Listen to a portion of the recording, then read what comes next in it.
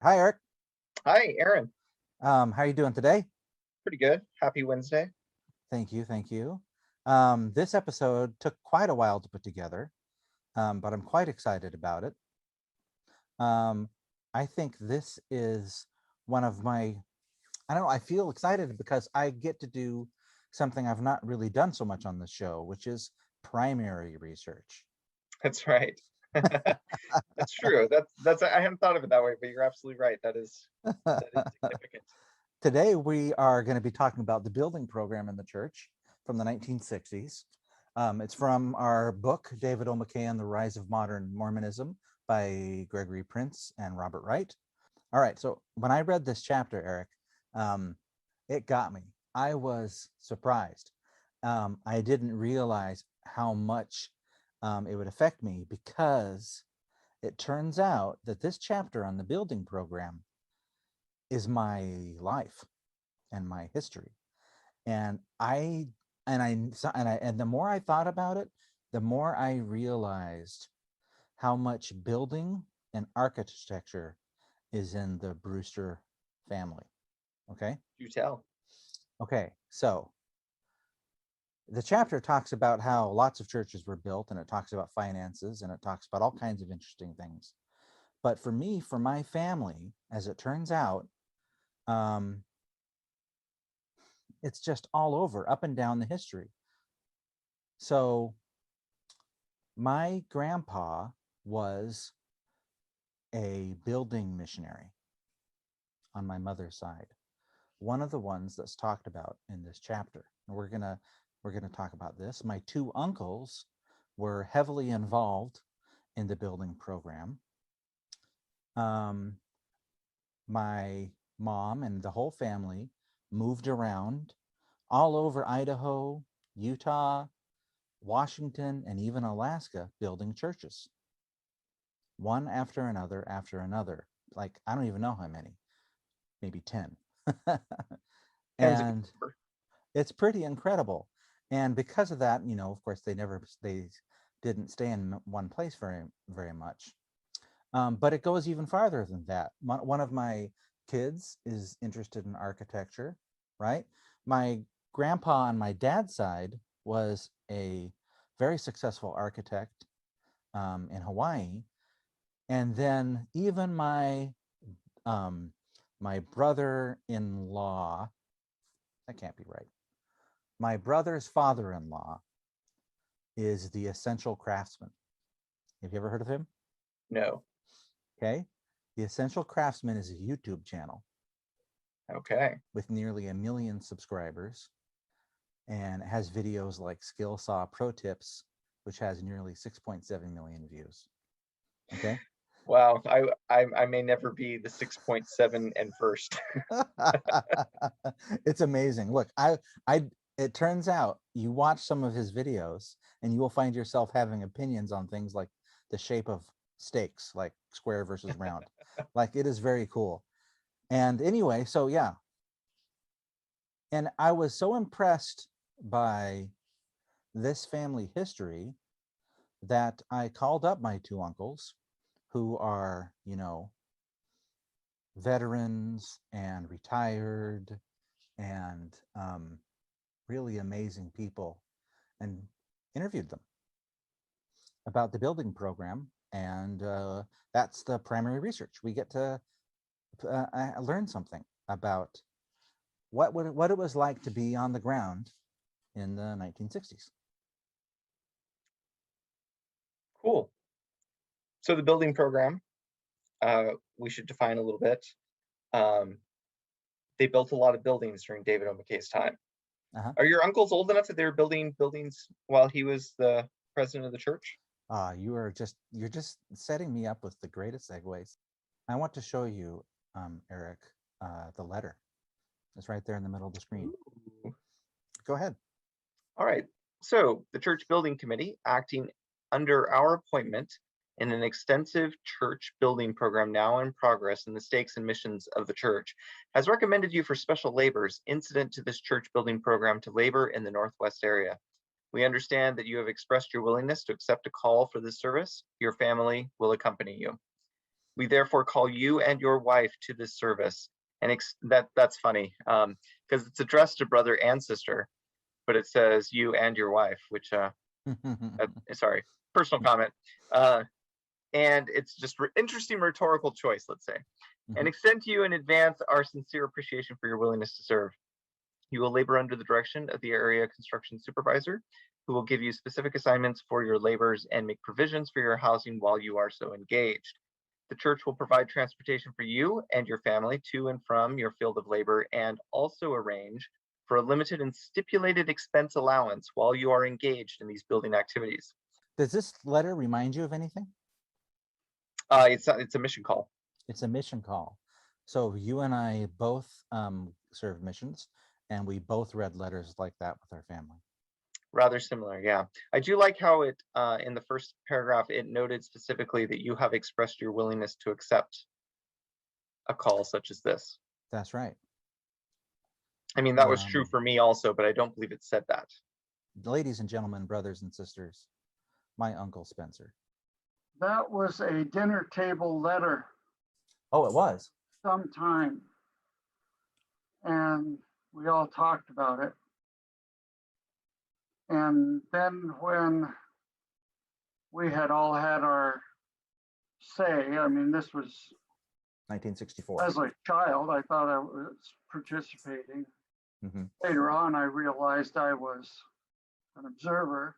And that we were going to do this and move away from my childhood home, where all my memories, all my growing up, everything had taken place. Right. Okay. And where was this? Was in Oregon, right? Or no, this was in Idaho. In Idaho. In Idaho. That's right. In Idaho. So we went to Salt Lake, and the day that Dad and Mom went into the church office building to get set apart, those kids sat in the office, and then they all came. The guy that did the setting apart came out and told us we were all now called on a mission. Ah, okay. And they used that like a lever for the rest of the time. And now, Uncle Stephen. I remember, yes, when Mom and Dad received this letter and they opened it and read it, and then they called all us children together, and one by one they asked us our opinion on that. They called all us children together and read us the letter and asked us our feelings on the letter, and whether we would support them in doing that. And they prefaced that by saying if any one of us didn't feel that we could do that, that they were not going to accept the call. We had to be united as a family. Well, although my older sister had reservations and I had questions and reservations, not looking forward to being pulled out of my peer group. And I don't think Spencer particularly did. I think he was up for the adventure. Okay. But yeah, that's the way we did it, and we all talked about it and all agreed that yeah, we would do that. It seemed like the right thing to do and a good adventure, and we were faithful people and children, and we decided that that's what the Lord wanted, and that we would support Mom and Dad in doing that, and we did. This letter, I scanned in. I'm going to include it in the show notes. Oh, wait, were they kids and it was their parents who were called? That's right. Oh, okay. I didn't understand that. That's right. They were both kids. Uncle Spencer was about 10 or 12, and then Uncle Stephen was 15. That explains the time thing that I was confused by. Yeah. And you see the date on the letter is May 8th, 1964. Yes. And then, yeah, they all decided that they were going to go, and they started building churches. So the first one they built was up in Tacoma, and then they also built one in Idaho Falls. They built a stake center in Missoula, an institute building in Moscow, a ward building in Fairbanks and Tigard, Hillsboro, White Salmon, and they did work on the Beaverton Stake Center. And they just kind of moved around and did all these kinds of things. And yeah, it was a pretty big deal. That's fascinating. Like the way I understood it, and the book did not disabuse me of this notion, was that building missionaries were just people from the local community who built that church, and then they would call different building missionaries for the next town. I didn't realize that this was how it functioned. Yeah, there was this kind of supervisor, like my grandpa was, and he was kind of like a foreman, and he had all the blueprints and everything. And what he did was he had some crew, right, which we'll get to the crew in a bit, and then they had all of this donated time as well from the local ward. And yeah, there's a couple aspects of this program that we're going to be talking about, I think, in detail, right? One is donated labor, okay? Yeah. And the other is the service missionaries, because I didn't know much about either of them. So those are kind of the two subjects we're going to be looking at here. Yeah, I mean, it's not much before our time, but it's still before our time. Mm-hmm. I mean, And yeah. And the whole culture of donated labor in the church, it's still there, right? There are still service projects and moving crews and things like that. But the idea that you were going to build your church, right? That's gone. Yeah, nobody expects that anymore. That is very gone. Okay. So let's talk about shambles and gutters. What happened was that in the in the 20s and things, there was essentially no building of churches going on, right? There were three reasons, right? One was the Great Depression, okay? Yeah. One was the war, okay? Two big reasons. Two big reasons. And one was J. Reuben Clark. Oh no. What is he up to now? Okay. The third factor was J. Reuben Clark Jr., who had been a powerful and autocratic first counselor to church presidents Heber J. Grant and George Albert Smith. As both presidents suffered declining health for several years prior to their deaths, Clark became the de facto church president, overshadowing McKay, the second counselor. Fiscally conservative, he made no secret of his aversion to what he viewed as exuberant spending on buildings. All right. I remember this. We have a tendency, I think, to make our buildings just a little too elaborate and too ornate. He probably hated the Berkeley Ward building. Built during the Depression and lovely in every way. I read this and I just chuckled to myself. The Mormons are not particularly famous for ornate buildings. No. But J. Reuben Clark was a man of his own opinions, and they were very, very large opinions.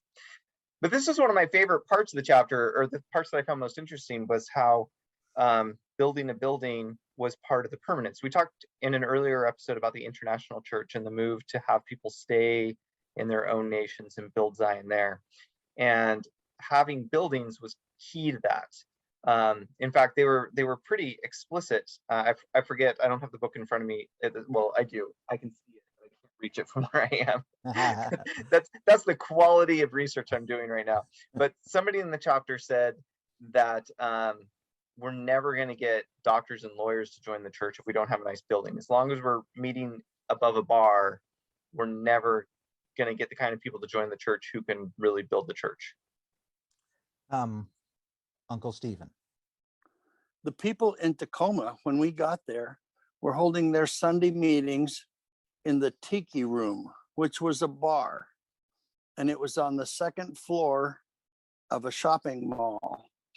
And so early Sunday morning, the older priesthood boys and the elders quorum would gather at the Tiki Room and empty the ashtrays, take away all the empty drinks, put a covering over the bar so the booze didn't show, and put up our little nets for rooms and arrange folding chairs and a little sacrament table. And it was an amazing transition. And it was, those people were willing to do almost anything to have their own building. Okay, yeah, exactly. So they didn't have buildings. And in fact, it was just embarrassing, the situation they found themselves in. Right. And people don't want to join that church. if they have to go meet at a bar, It right? smells like a weird cult when you're meeting above a bar because that's all you can put together. That's right. Here's a quote from the book that's relevant. Headquarters back of a saloon and too large for the members of the church. I wish they had a better location and a modern church building. It is in fair condition and kept clean, but why do we also get in such poor locations in undesirable parts of the cities? I would like to sell the property and build a modern church building in a good location of the city and give people a chance to attend our services and our members a place where they are not ashamed to ask friends not of their church. Someday this present policy will be exchanged, and the sooner the better. So here they're referring to a policy where they just couldn't get buildings built back. Was that back President in McKay speaking? That was a guy named Smoot. Smoot. Senator Reed Smoot. Oh, Reed Smoot. Oh, so we're a little before President Yeah. McKay's time at this point. Yeah, that's true.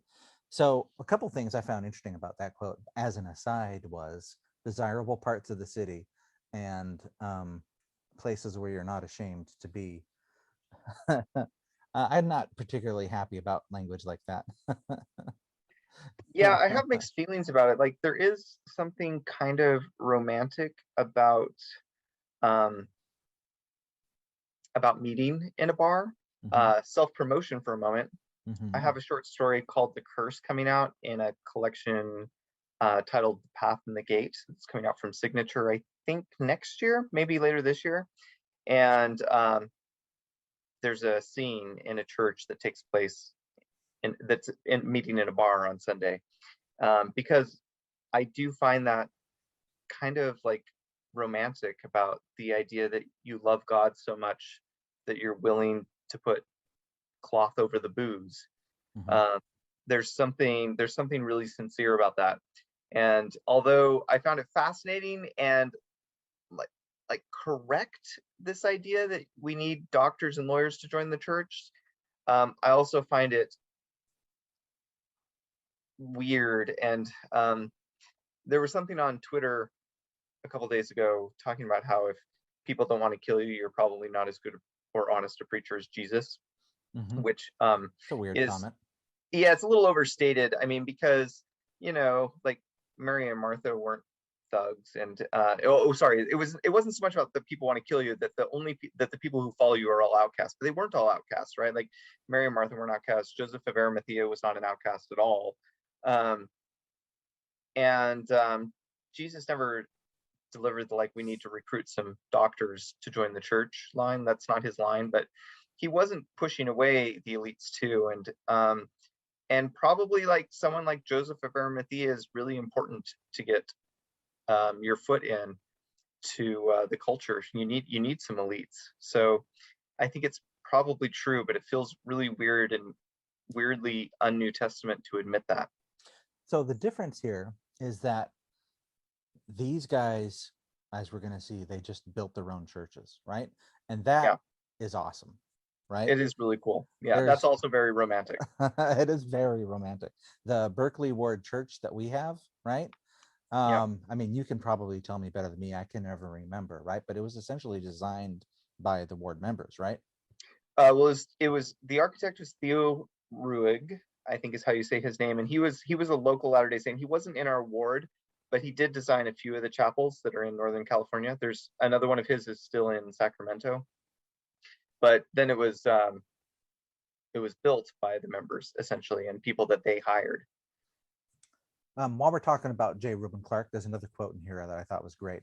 Belle S. Spafford, a longtime general president of the Women's Relief Society, had worked for years to raise funds for a Relief Society building. Yet despite her efforts, the project had stalled in Clark's office. His attitude was, "We'll let you know when we're ready." In frustration, she told her story to LeGrand Richards, who suggested a solution. "President Clark is not the president of the church. You've got a new president of the church, President McKay. Go to him and tell him how embarrassed you are, that after having crowded the women to get their money in, that you can't go forward. The money is depreciating in value, building costs are increasing rapidly, and you're embarrassed as to what you can say to your women." Spafford did as Richard suggested, and within 10 days, had approval to begin construction. Yeah, Right. Clark was always banging his head against the Relief Society. He was always trying to run roughshod over them. Mm-hmm. Well, that sounds like an interesting story in and of itself. Yes, there was an excellent dialogue fireside about this a few months ago.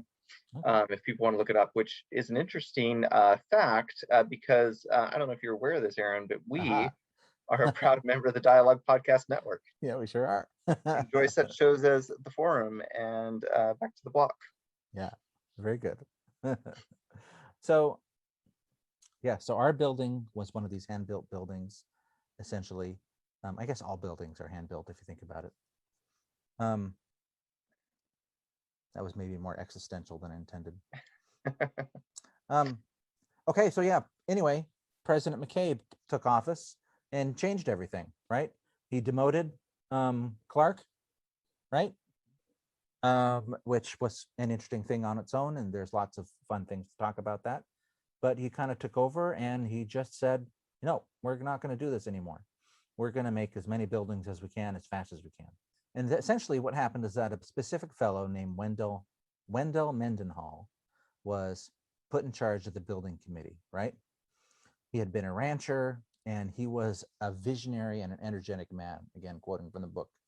He was a powerful man who supplied entertainment expertise for the Polynesian Culture Center on whom he had served. If he had saw something that needed to be done, it got done. Once he decided he was going to do it, it didn't make any difference what was in his way. He would do it. But perhaps the most important factor in his success was that, like his predecessor, since 1952, he reported directly to McKay and thus circumvented the church's bureaucracy. He had Similar McKay's to the personal Ernest confidence. Wilkinson story. Oh, sorry, talked Yeah. over the top of you. No, that's right, exactly. It's just like Ernest Wilkinson's success in the education program. He had the direct ear of David O. McKay. And yeah, the building program took off, right? It sure did. He is like a heroic figure in the sense of someone who, I mean, you can argue about whether everything he did was right or wrong or the best way to do it, but he had that sort of like great man theory of history, sort of like he's going to do it. He will part the waters and walk through, and the world will be different on the other side. So, awesome. I'm totally cool. I'm into it. Let's build buildings, man. All right, yeah. Okay, so there were kind of three things that made it work, all right? That made the building Sure. program work. The first was the donated labor, right? Donated labor. The second was the labor missionaries. And the Right. third was a fellow by the name of Moyle. And you may recall we did an episode where we put Moyle in the title of it, and it was about the missionary program. Yes, I forget. Remind me of his first name because it wasn't Henry Moyle. Henry Moyle. Oh, it was Henry Moyle. Okay, great. Mm-hmm. He had originally been a bit irritated with Mendenhall, but as soon as he became a counselor in the first presidency, right, and started working with them, he kind of just took off as an ally and just helped them out in an astonishing manner. I can tell you a bit about this. Listen to this story about Moyle. Stephen Bird, an employee of the building department who was then working in England, recalled Moyle's abrupt mandate to start building buildings and getting property and stuff. He gave me a checkbook and said, start looking for properties, right? This was when the building program started there. This is referring to the European mission. And that's when the building, it was constant and tremendous growth, right? In other words, here's a stack of checks, go ahead and start buying stuff. So now we get to the kind of the two interesting parts of the story that I wanted to focus in on. Let's start with donated labor. My Uncle Spencer was 10 or 12 when their family started building churches, right?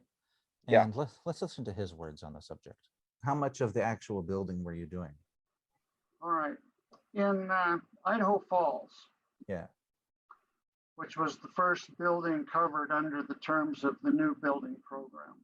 Yeah. My day, I would go to school, and then through special concession, and Idaho Falls is a Mormon town, really was then.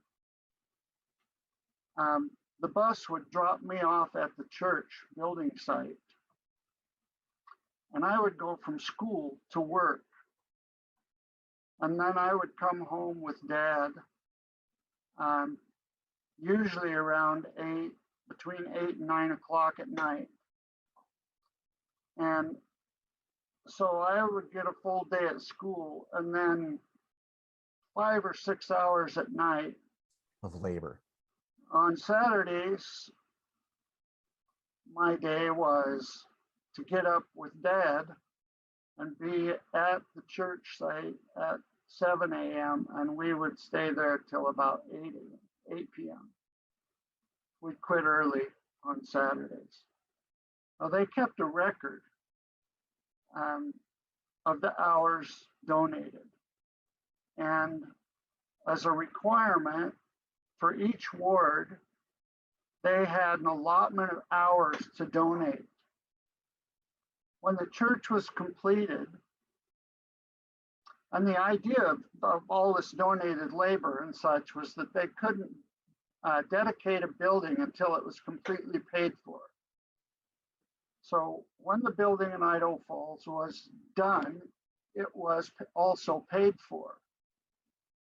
They didn't owe anybody anything on it. Yeah. And they had a big program. The whole state came, and in those days, stakes were huge. They have 10 wards in it or more. Yeah. And geographically, they were enormous. So they had a program at the end, and the building got dedicated. And then from the pulpit, they read off how many hours each ward had contributed. And there were wards with some amount of numbers, 500 hours, 800 hours. They got all done, and the ward we were in had an excessive amount of hours.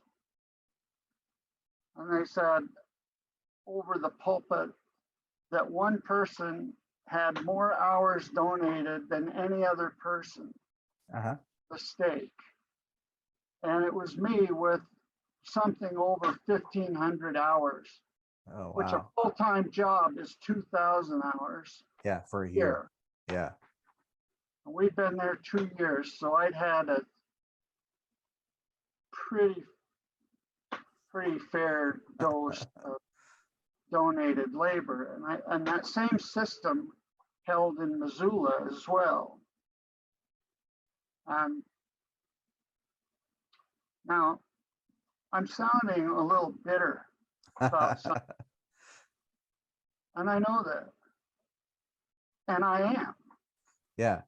Listen, and let me just tell you right here, I agree with that bitterness. I actually think that donating, you essentially built a church for free, right?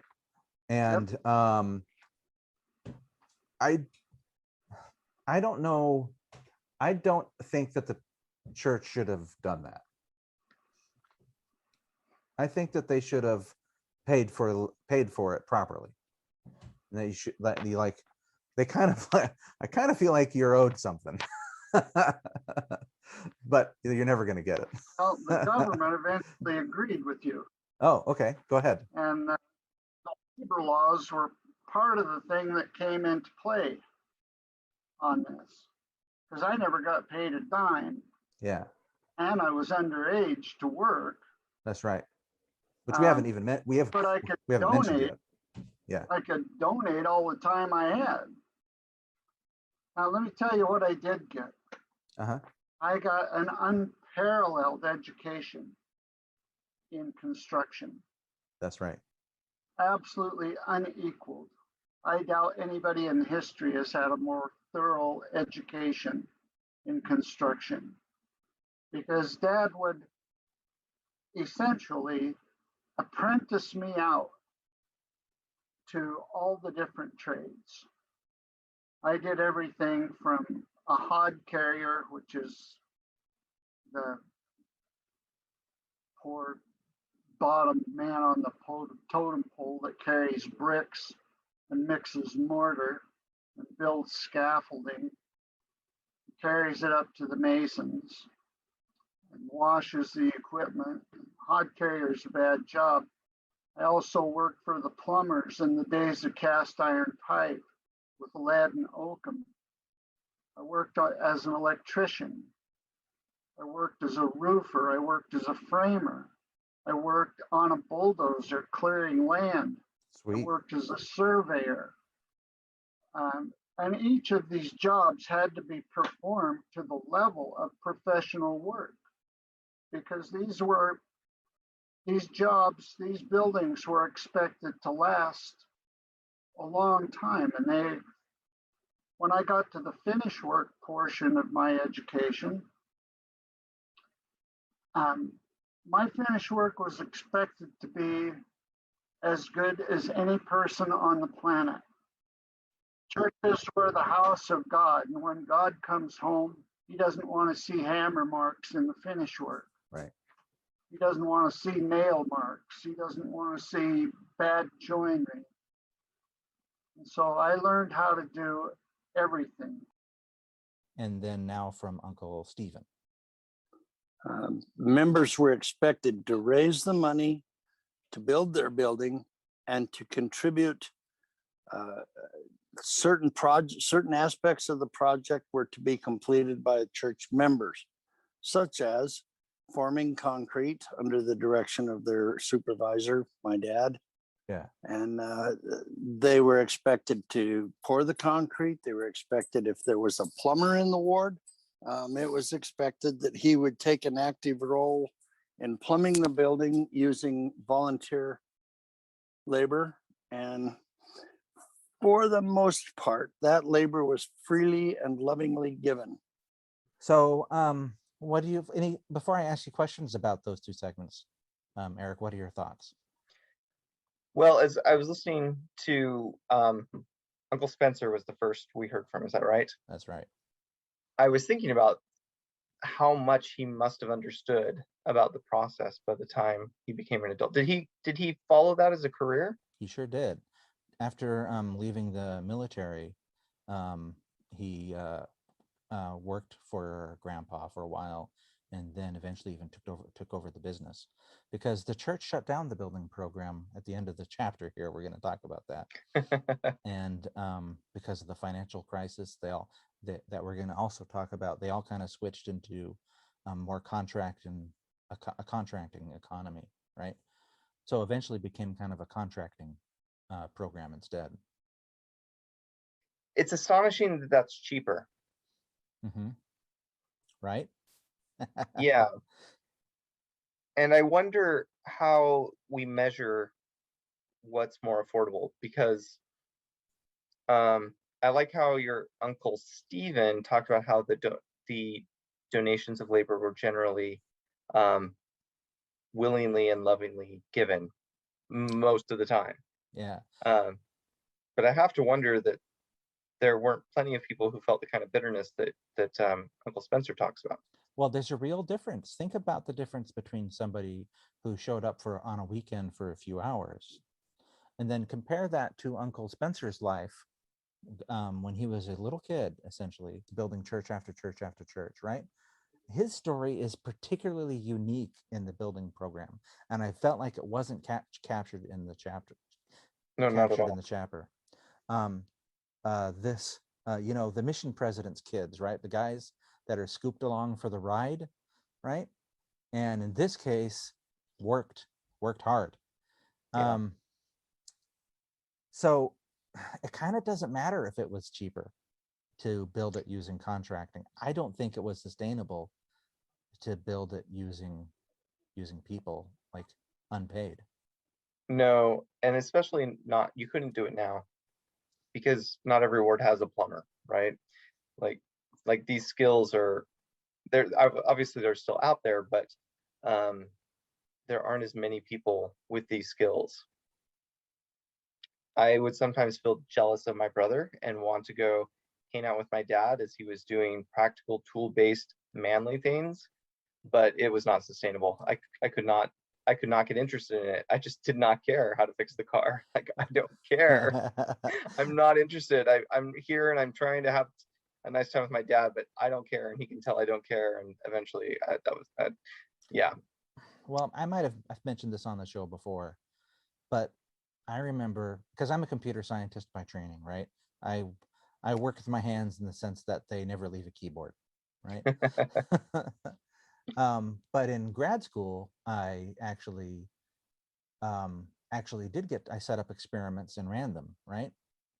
And I remember one of the things that I had to do was prepare these liters of growth media for bacteria. You take your 12 glass flasks, you fill them with powder, you measure it all the powder, you fill it with water, right?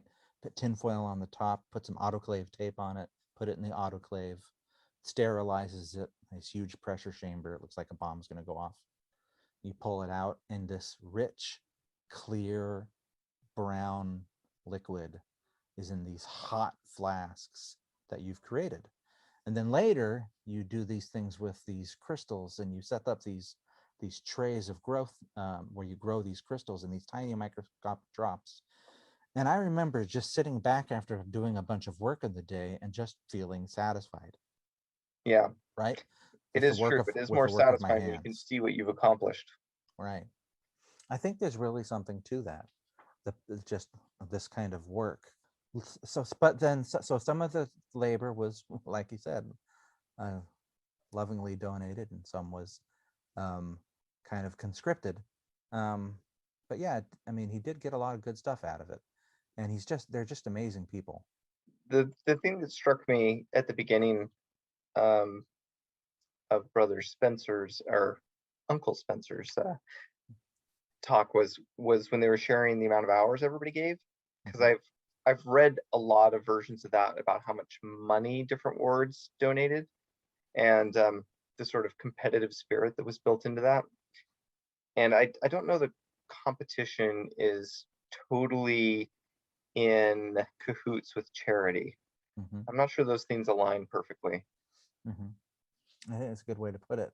They track those hours very carefully. Uncle Spencer told me about the little slips that my grandpa would fill out for every person, little receipts for all the hours that were tracked for all the donated labor. And I tried to ask Uncle Stephen why they did this. Were those little slips useful for anything? He just didn't have an answer.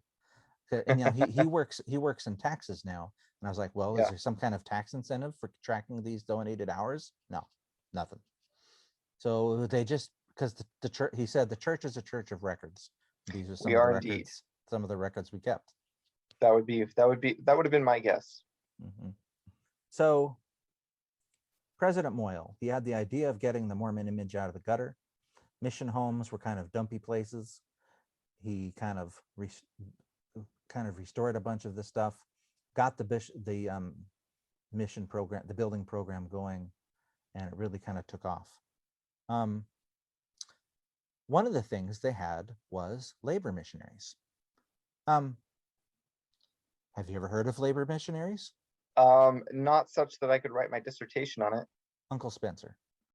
There's another aspect to the building mission part that I wanted to touch on. Okay. The building program also, it wasn't just about the superintendents.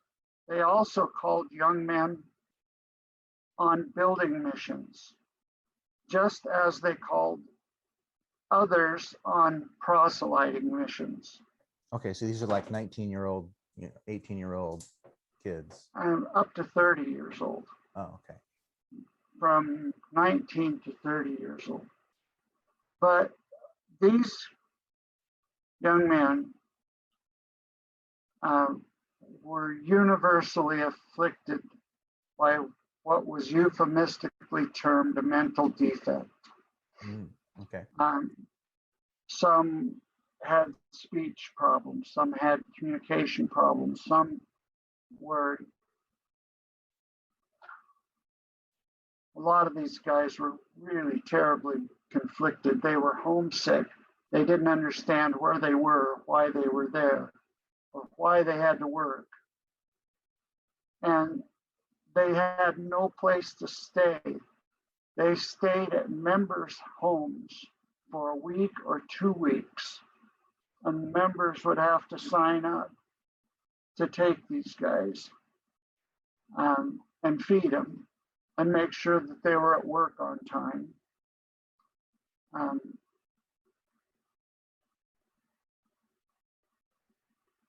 A lot of my friendships that I had during that time were with these young men. Mhm. And in many ways, at 10 and 12 and 14 years old, I was their big brother. And Dad was their father. And that's how he looked at it. Every morning, we had a shack, we called it the shack, where it was an outside building that we built first thing when we got on the job site. And we kept, it was a plywood building about 12 by 14 feet. Dad had a desk in there, a sloped architecture desk. And every morning, Dad and I and the missionaries would meet in the shack.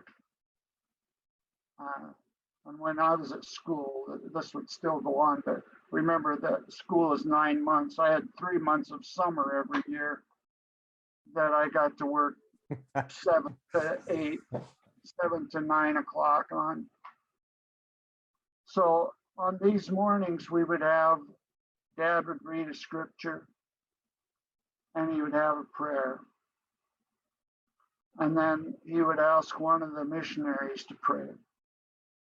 And they were to pray specifically for safety throughout the day.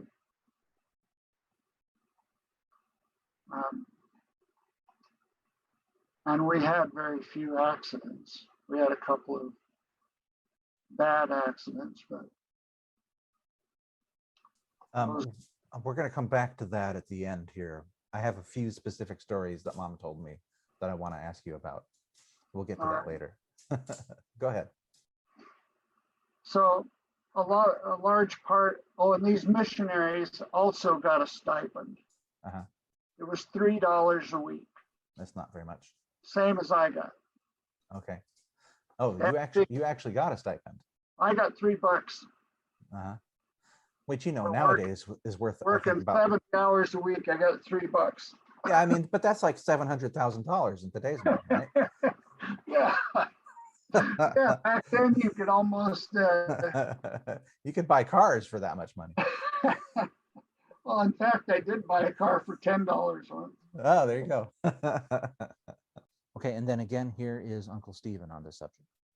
That was a very interesting aspect of the program. Yeah. Because Dad was responsible not only for their work portion of their mission, but also their spiritual education, which Mom was set apart to be their seminary teacher. And each morning they had an hour or so of seminary instruction for Mom, and then they would report to the work site.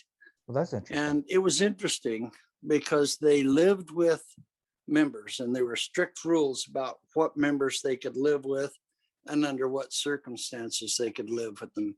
It had to be a home in which there were no female children, period, at all, of any age. And it had to be a home that had at least some record of parenting. And there were strict rules about no TV, no radio, those same kind of mission rules that go pretty standard, and early lights out, bedtime, pretty strict. And many of these young men that were called to that program had some difficult personal issues. There were mentally challenged people. There were people that had made some bad decisions in their past, things like that. And they were not tolerated. They were sent home if they did those, if they repeated those things, or if they had those issues, they were just sent home. So they were closely watched, and a lot of them had some behavioral issues. I mean, it wasn't an easy program to administer, but I know that many of the young men that served their missions under my dad and mom's tutelage considered them friends forever. Up until the time they passed away, they still received Christmas cards from, I know of at least two of those missionaries that remained in close contact with mom and dad. And one of those young men, whose father was a very wealthy senior vice president of Kodak Corporation, it was not expected that he would be successful. But not only was he successful, he went on to complete his education and retired as a full professor at BYU. Oh, that's awesome. That's interesting. That's really cool. So I know that dad and mom touched lives in many ways. The relationship you're describing sounds like one of a mission president to his missionaries and a mission president's wife to her missionaries. Would you think, was he responsible for these men in the same way that a mission president would be? Absolutely, he was. And he was, in fact, set apart as a mission president. Okay. When he was set apart as the president of a mission. Okay, so before I hear your feedback, let me just read a little bit from the chapter, Eric. Okay. It says, a major factor in Mendenhall's success was his creative expansion of a church program that called young men into service in the building trades rather than the traditional proselyting mission. Such labor missions had been commonplace in the early decades of the church, but had largely disappeared in the first half of the 20th century. Then in 1950, a labor shortage in Tonga caused a crisis in the church's construction of a school. The resourceful mission president, Yvonne W. Huntsman, then called young men to work and receive job training on the project. The church provided housing, local members gave food, and the building supervisor taught skills. Successful completion of the project led to the program to be applied elsewhere in Tonga and then New Zealand, and then Mendenhall greatly expanded it, right? And then another quote, everything was accelerated. I could introduce you to hundreds and hundreds of young men who learned their building trade as building missionaries, building chapels in New Zealand under the American supervision sent down there under the direction of President McKay and supervised by Brother Mendenhall. It was a wonderful, wonderful thing.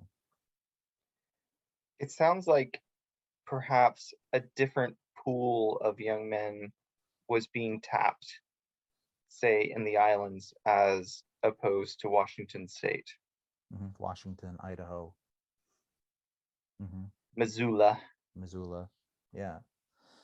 So thoughts on those stories? It's interesting, right? I mean, it is interesting. The mental aspect of these men wasn't covered in this chapter. No. It's also like it explains kind of the stigma that still attaches to a service mission. I haven't known a lot of people who've done service missions. And when someone is highlighted for a service mission in, say, News of the World between sessions of General Conference, it often seems to be one of these kind of disabilities we're talking about. The people I know personally, they're people who tend to have like really serious anxiety or something of the type that makes it difficult for them to serve somewhere else. But service missions, as I understand nowadays, are always local. You don't go somewhere else for a service mission. So I don't know if it's a descendant of the labor missionary or if it's a separately imagined program. And of course, I've heard a lot about them expanding service missionaries to give more people opportunities to serve missions and trying to take this sort of stigma off it. But it's hard because people maintain sort of their negative bias about such things, and nobody wants to be tarred with that sort of image. I'm really curious, I love that we're hearing the perspective from these people who were kids at the time, because I imagine that whatever clever phrasings or justifications didn't stick to them in quite the same way, that they're being honest with us in maybe a way that, say, their dad might not have been if you were able to interview him. Does that make sense? It does. It does. As you heard, Grandpa, I mean, I didn't understand when I mean, I grew up, of course, hearing some of these stories, right? But I never really got a synthesis of it like this. And it's really interesting how he was a mission president, right? Yeah. Not just a building supervisor, and just loved these kids, right? And really took care of them. Well, and I totally agree with this idea that it's a great opportunity for these kids. You know, like it is an opportunity for them to reimagine themselves, which it sounds like the kids that were being sent to them, that's what they needed. I just think it's interesting. I don't know that I have like a value statement to put on this. This is something that happened. It's not happening as much anymore. Yeah. But it's a story. You know, one of the things that one of my uncles said that he's glad to be able to tell these stories that would go away when he does, right? Right. It's just, this is just one of the stories. The LDS Church, the chapels that you walk in Idaho, in Washington, in Oregon, in California, were built by these people, these real, you know, these people lovingly donated time, or conscripted in the case of some of them. And it's just really cool. Yeah, I keep thinking about Joseph Smith's comment that, you know, a church that doesn't require the sacrifice of everything can't give you salvation. And I often wonder whether we're being asked to sacrifice enough. And at the same time, knowing that I'm not necessarily willing to sacrifice that much more. It's one of the the law of consecration is one of the things that makes me the most nervous sometimes. Yeah. All right, and then there was a budget crunch. And things kind of like the church was like, oh my goodness gracious, what are we doing? We are out of money. I suppose this is about to come up, but your grandfather's great-grandfather's? No, grandfather's. Mhm. No, yes, your grandfather's letter was dated 1964, which I don't know if how long he was called for, but that brings him up close to the era of the end. Yeah, that's right. How long was his term of service? Well, he was building missions as kind of a supervisor for many years after the crisis hit, as they were transitioning, right? Okay. Yeah, so he had already been building, and then got this call, and then kept going, right? But yeah, the budget crunch was hitting about this time, and both of my uncles could track this, but it didn't affect them too much because they still were working, right? Yeah, I mean, because they are the unpaid laboring children of the man at the top. That's So right. they probably get stuck doing it for as long as anybody. Yeah, the financial crisis didn't change that much for them. I mean, I bet you that it did, and you know, but some of those effects might not have been seen by my uncles. Mhm.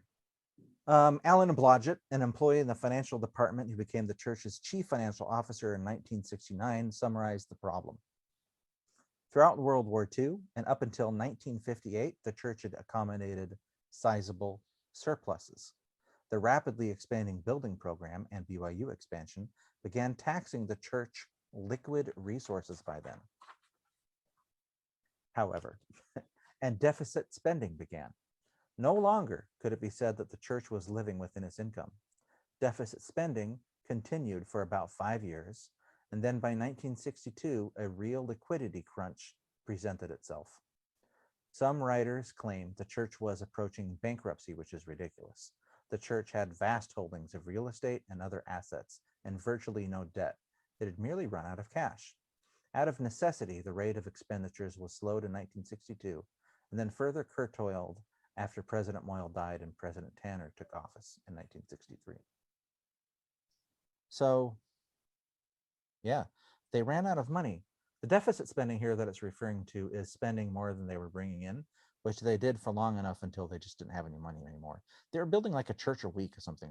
They were finishing like a church a week or something crazy like that. Yeah. They were building hundreds and hundreds of churches. And they were building them on the cheap. I Mhm. mean, materials, and most of the labor was free, or close enough to free. They had some plans that I thought the plan had okay, so on page 209 it says the plan had been, right, to kind of say, to like build chapels, and the chapels would attract converts, and that would have to pay off any debt, right? So Yeah. one of the plans put forward was just to go into debt and start treating these things as investments. But a lot of the other members of the quorum just didn't like the idea of going into debt, right? And kind of fought against it. I actually really like this idea of building chapels to bring in converts to pay off debt, right? It's a very capitalist. It's a growth narrative. It's a very good growth narrative. But instead, they kind of restructured themselves in different ways. Like, for example, they raised the donated money allotment from 30% to 40%, that kind of thing. So in other words, in order to start building a chapel, you had to have in hand already 40% of the cost from the donated members in that area instead of 30%. So they did stuff like that to try to get themselves out of the crunch. Yeah, I believe the building fund on your tithing slip, that stuck around till the 70s or 80s, I think. Mm-hmm. 3 factors combined to pull the church out of its crisis. They cut costs. They got more tithing because of like people were paying more tithing, like more people were paying tithing. They didn't increase tithing. And they put a moratorium on church construction. There's a summary here on page 225. Mendenhall was essentially fired, unfortunately, and the guy named Graff took over. So here's what it says. If one focuses on the Graff years, it's easy to look with disfavor upon the excesses of the Mendenhall-Moyle years. Yet to do so is an injustice. Both Moyle and Mendenhall had a vision of lifting the image of the church throughout the world, of instilling in members a pride in their church that they did not have when meeting occurred in rented facilities that included nightclubs and bars, and of using handsome buildings to assist missionary efforts.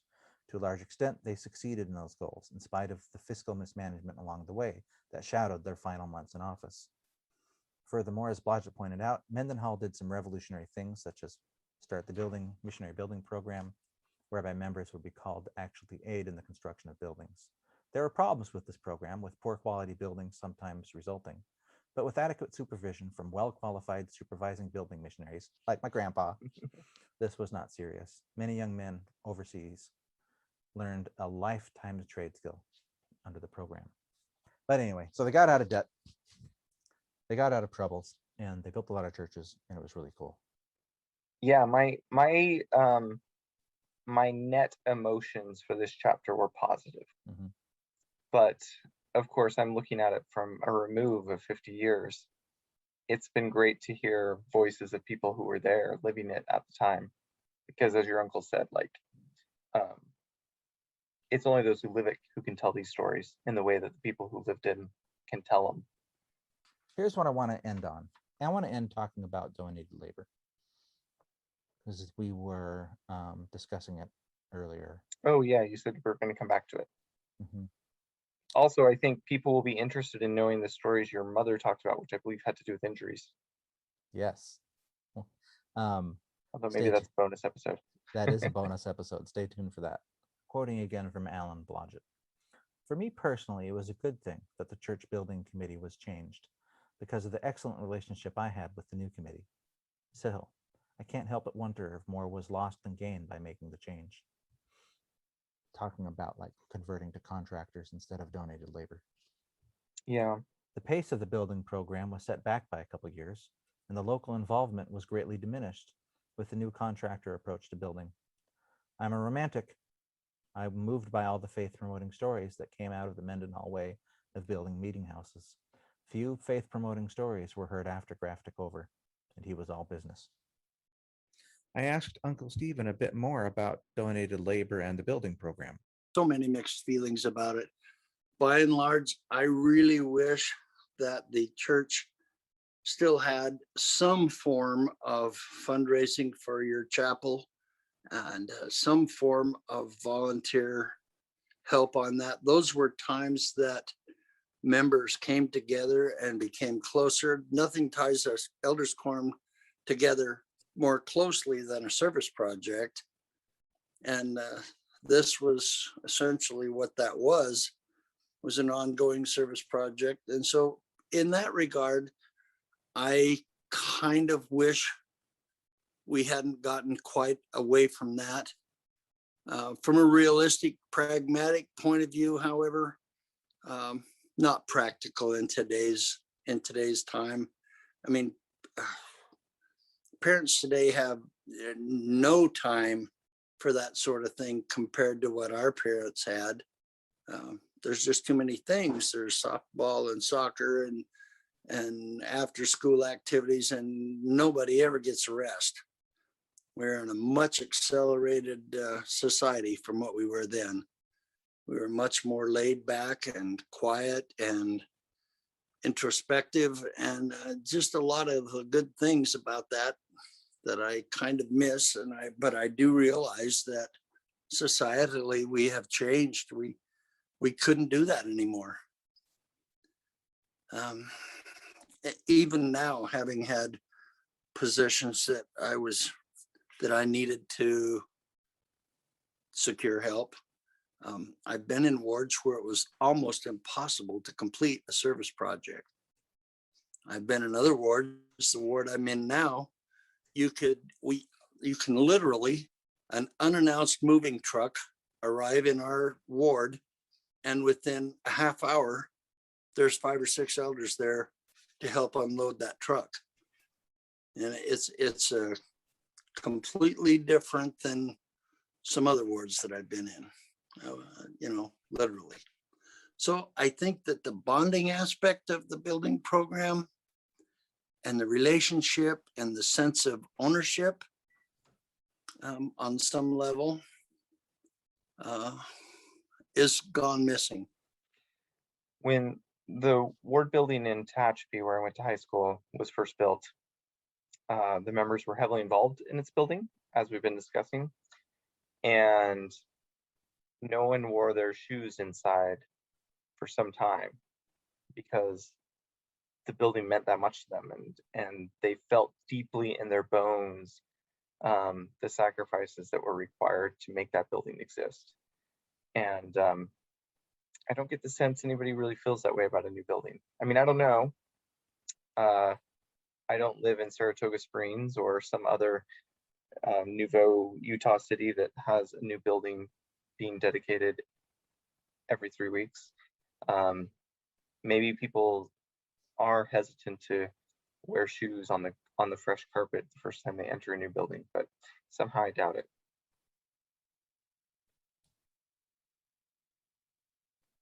I love it. Yeah, I don't know what the right answer is. I know that if I had to build my local church building, like right now, right? Like if I got a new job as a protein crystallographer in a new city, and I arrived and I went to church and it was in a bar, and I was asked to donate, hours every weekend or every evening to build a building, like right now, right? When I could instead be Well, I reading hope, Twitter. Aaron, you'll bring your unique skills and build a church out of crystal, sort of like Superman's Fortress of Solitude. That would be really cool. Well, I'm just saying, I don't I know if I don't. really want to do that. I'm kind of Yeah. okay with letting other people But there is something build the lost. buildings and to Like, be happy that they exist. But there is something lost. And maybe it's good to, maybe this is just an advertisement to when the Elders Forum president calls you up to help move a couch. When they call you up to help move a couch, maybe this is, there is still this Saturday, opportunities for 9 donated a.m. labor. We're moving someone across the Bay to Marin. That's I right. don't know how dare they, but so it goes. Okay, listen, this episode was one of the most fun that we've gotten to do so far. I really enjoyed talking to my uncles. I got to coordinate the interviews, way more content than what we going to use in the interview was used. They each told me a specific story that was fantastic, and we're going to put out a bonus episode, which is just a story from Uncle Spencer and then a story from Uncle Stephen. So look for that. Just about life in the 60s when they were building buildings, and it was super fun. I'm going to end with a fairly emotional moment from Uncle Spencer talking about Grandpa. Grandpa was one of the most kindest and loving men that ever existed. And he's just really cool. And he taught a lot of people a lot about the gospel. Dad didn't have a easy life. He was a ranch kid and a farm kid and expected to do a man's work when he was old enough to hold a man's tool. I have more respect for him than any other human being I've ever known. I miss him. I love him with all my heart. Thank you, Uncles. You're the best.